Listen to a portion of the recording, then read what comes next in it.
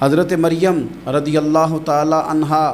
کو اللہ تبارک و تعالی نے بغیر باپ کے جناب عیسیٰ علیہ السلام عطا فرما دیے۔ اب اس بات کو جب لوگوں کے سامنے پیش کیا جائے گا، لوگ کیا رائے دیں گے، یہ بھی تو ایک مشکل کام ہے نا۔ وہ خاتون، وہ پاک باز عورت جس نے اپنی زندگی کے سارے اوقات ہی اللہ کے گھر مسجد میں گزارے، جس کی ماں پاک ہے، باپ پاک ہے، خاندان پاک ہے، اس خاتون کو بغیر باپ کے جب گود میں بچہ لے کے لوگوں کے سامنے جانا ہے تو کن رویوں کا سامنا کرنا ہے، یہ آپ سمجھ سکتے ہیں۔ کسی شاعر نے کہا تھا کہ الجھے الجھے بکھرے بکھرے روز و شب دیکھے گا کون، لوگ تیرا جرم دیکھیں گے سبب دیکھے گا کون۔ لوگ تو ظاہری حالات کو دیکھتے ہیں اور فیصلہ کر دیتے ہیں، سبب کیا ہوا تھا، وجہ کیا بنی تھی، تصویر کا دوسرا رخ کیا، اس پر تو غور ہی کوئی نہیں کرتا۔ اور پھر مخلوق تو فنکار ہے اس درجہ کے پل بھر میں، سنگے در کعبہ سے بھی اصنام تراشے، تم کون ہو کیا چیز ہے داغ کبابی۔ لوگوں نے تو مریم پہ بھی الزام تراشے، بڑے بڑے باعزت باوقار لوگ، اور ذرا سا کہیں کوئی نقطہ لوگوں کو نظر آتا ہے تو لوگ اس نقطے کو بہت بڑا قصہ بنا لیتے ہیں، بہت زیادہ داستان سرائی کرتے ہیں، نیک لوگوں کو بڑی تکلیف پہنچاتے ہیں۔ لیکن اگر وہ شخص سچا ہے اور اپنے رب کی بارگاہ میں وہ صاف ہے تو پھر اسے زیادہ وضاحتیں دینے کی ضرورت بھی نہیں، اور ویسے بھی جب لوگ بہت زیادہ مخالفت کر رہے ہوں تو وضاحتیں دینا کام بھی نہیں آتا، اس وقت صفائی دے کے انسان مزید الجھتا چلا جاتا ہے۔ حضرت مریم کی گود میں جناب عیسیٰ علیہ السلام تشریف لے آئے تو جناب مریم کو حکم تھا کہ آپ نے بولنا ہی نہیں، آپ نے بات ہی نہیں کرنی، آپ خاموش رہیں۔ وہ خاموش ہیں، بچہ پنگوڑے میں ہے، قوم کے سامنے ہے تو قوم بڑے سخت نظروں سے دیکھتی ہے، بڑے سخت جملے کہتی ہے، اور انہوں نے کہا کہ مریم یہ بچہ کہاں سے آ گیا، آپ بھی نیک، آپ کا باپ بھی نیک۔ تو جناب مریم نے کیا کہا، قرآن مجید سورہ مریم کی آیت نمبر 29 دیکھیے، فَأَشَارَتْ إِلَيْهِ،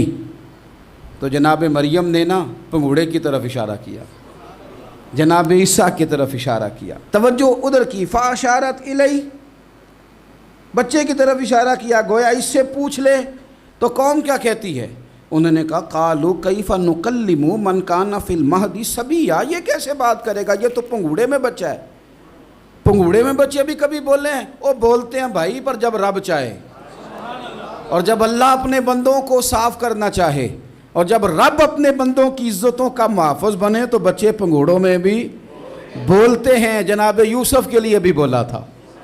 جناب عیسیٰ بھی پنگوڑے میں بولے تھے، جناب جریج کے لیے بھی بولا تھا، بچے بولتے ہیں، لیکن کب، جب رب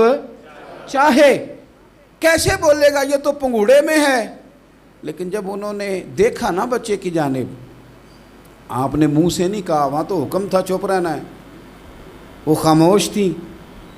پنگوڑے کی طرف اشارہ کر کے کہا اس سے پوچھ لو جو پنگوڑے میں ہے۔ تو جناب عیسیٰ پنگوڑے سے بولے اور سیدھے ہاتھ کے اشارے کر کر کے بولے، کیا کہتے ہیں،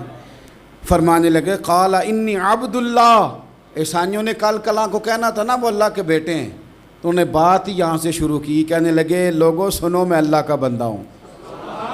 بات شروع یہاں سے کی، جو کل بات ہونی تھی آج اس کا اظہار کیا، کہنے لگے انی عبد اللہ، میں اللہ کا بندہ ہوں، آتانی الکتاب، مجھے کتاب دی گئی ہے، وجعلنی نبیّا، اور رب نے مجھے نبی بنا کے بھیجا ہے۔ 10 منٹ پہلے جناب مریم کے بارے میں رائے لوگوں کی اور تھی، اور 10 منٹ کے بعد اور تھی۔ 5 منٹ پہلے باتیں اور تھیں اور 5 منٹ کے بعد باتیں اور تھیں۔ جب رب بندوبست کر دے، جب اللہ اہتمام کر دے، میرے بھائی ضروری تو نہیں کہ ہم پریشان ہی رہیں کہ یار یہ کام میں نے کیا نہیں، میرے کھاتے ڈال دیا گیا، یار اس جرم کا میں مجرم ہی نہیں اور میرے منہ پہ سیاہی ملنے کی کوشش کی جا رہی، یہ میرا کھاتا ہی نہیں اور لوگ مجھے تکلیف دے رہے ہیں۔ ضروری نہیں کہ آپ ہی وضاحت کریں، میرا رب بھی بندوبست فرما دیا کرتا ہے۔ اور جو اہتمام اللہ کرتا ہے نا، جو بندوبست رب کرتا ہے، آزمائش آ جاتی ہے، بڑے بڑوں پہ آ جاتی ہے، لیکن بعض اوقات بڑی تکلیف ہوتی ہے جب اس بندے کو لوگ کٹہرے میں کھڑا کر دیں جس کا جرم ہی کوئی نہیں، اس شخص سے لوگ سوال جواب شروع کر دیں جس بیچارے کے خیال میں بھی وہ بات نہیں،